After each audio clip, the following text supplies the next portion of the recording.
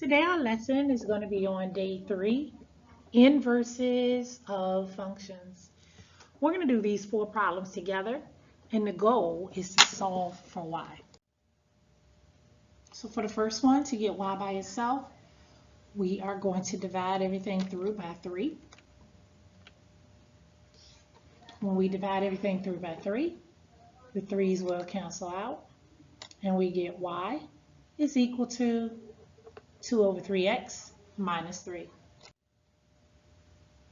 For problem number 2, we start off with 1/2 y is equal to 3x plus 7. Because we want to get y by itself and it is divided, 1 divided by 2, we're going to do the inverse operation, and we're going to multiply everything through by 2. When we do that, we get y by itself. How did we get y by itself? Well, take a look at this. 2 over 2, the inverse operation goes away, and 1 times y is just y.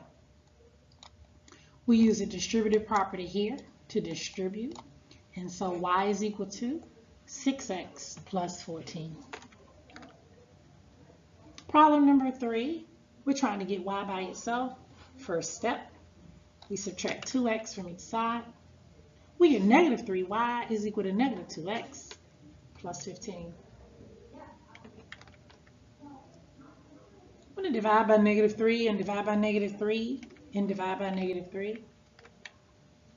And we get y is equal to 2/3 x minus 5.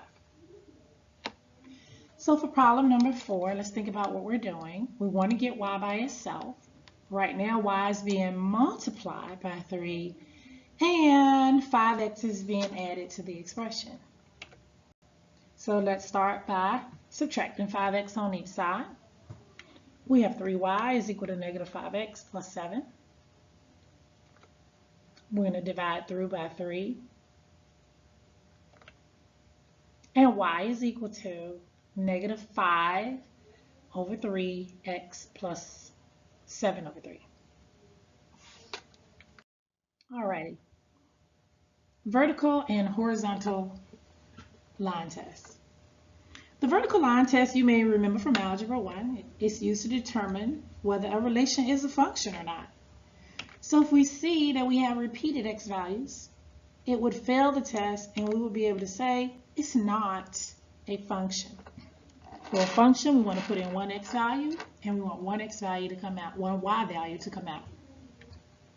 Horizontal line tests used to determine whether a relation's inverse will be a function by seeing if the original relation has any points which have repeated y values. So if so, it fails and its inverse is not a function. So we don't want any of the y values to repeat. Let's talk about what this means graphically. First, at the top of the page, take a look where it says to find the inverse, we're going to switch the x's and the y's. So graphically, that means we're going to reverse the coordinates. So if I were to say one coordinate is, let's say, 5, negative 3, what will be the inverse of that? Well, if we reverse them, the inverse would be negative 3, 5. So we just change the x for the y and the y for the x. Here we go. Want to subtract 2x on each side. We get negative y is equal to negative 2x plus 1. We'll divide by negative 1 and we get y is equal to 2x minus 1. Let's plot the points so that we can graph the line. 0, we plug in 0, 2 times 0 is 0, and 0 minus 1 is negative 1. 2 times 1 is 2, 2 minus 1 is 1.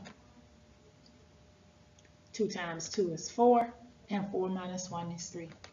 So we plot the points and we connect them, and voila, we have a straight line.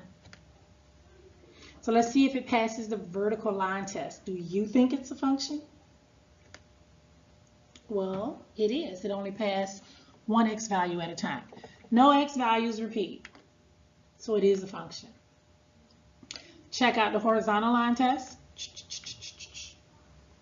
Okay. So one y value at a time. So its inverse is also a function. So let's get ready to graph the inverse. So we're going to take the x's and we're going to put them in the column where the y's are. And we're going to take the y's and put them in the column where the x's are. And let's graph this. There we go. So we graphed the function and its inverse. Let's look at number 2. Does this pass the vertical line test? Yes, it did. But does it pass?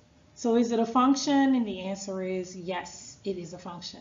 But does it pass the horizontal line test? Let's take a horizontal line and go across. Okay. So that horizontal line that goes across the grid parallel with the x-axis cross more than one y value at a time. So is its inverse a function? And the answer would be nope. So let's plot some points. Put in a -2, we get out of 4. And you may be saying, how do you know that? Well, I'll tell you what. Let's go over here and let's go over to -2. And then let's see how much we go up. 1, 2, 3, 4. This is a point on the graph. -1. So let's go over to -1 and then up 1. This also is a point on the graph. So we did not have the actual equation, but we were able to do it based on the graph. 0, 0, 1, 1, 2, 4. Let's graph the inverse. Switch the x's for the y's. And let's plot the points. There we go. Connect. So, does it look like the horizontal line test gave us the right answer? Yes, it did. Because if you take a look here, this x value, when you're doing a vertical line test on the inverse, it fails. So is the inverse a function? No, and that's what we determined by doing the test before we even graphed it. All right, so now let's find the inverse yet another way. So we're going to take our function, which is fancy f of x is equal to -3x plus 6. And we're going to write it like we did in Algebra 1. Y is equal to -3x plus 6. So according to our instructions, our steps, we can switch the location of x and y. That's how you find the inverse.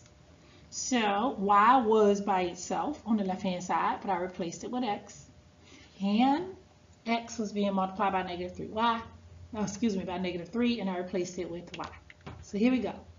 Step 2, solve for y by isolating y. Subtract 6 on each side, divide through by -3, and there we have it. The inverse, pay close attention. This is the inverse. This is the notation for inverse, okay? That's not the notation for the function. So if you're finding the inverse, make sure you have the proper notation. So here's the next one that I'm going to give you. And I would like for you to send me a message on Edmodo of the steps you would take to find the inverse of the function that I'm getting ready to write. So the function is f of x is equal to 7x plus 1/2. So what's the directions? Send me a message.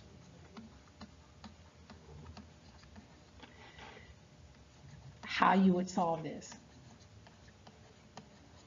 And thanks for participating and listening to the video.